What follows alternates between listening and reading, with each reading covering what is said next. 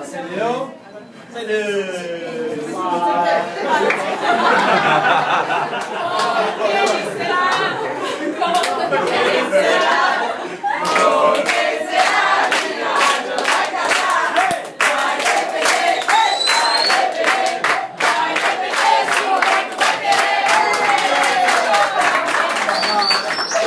Fala, Sabrina. Tá, então é o seguinte, a Jus me encarregou de ser a oradora da turma, né? Você pode ir um pouco mais pra frente pra todo mundo entender, por favor? A gente quer ver suas lágrimas. Apesar de você estar quase 15 anos fugindo aí do casamento, né? A gente resolveu fazer pra você um chá de cozinha moderno, coisa de casa, pra mostrar pra você o carinho que a gente tem por você.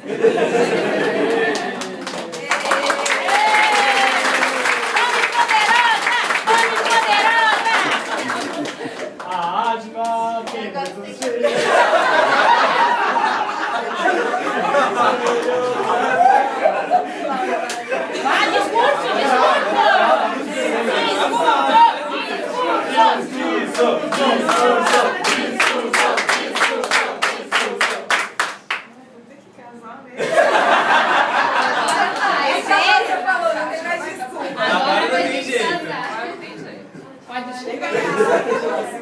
A desculpa era os móveis, era os vídeos de decoração. O imposto tá muito caro. Alta do dólar, tudo agora não tem mais jeito.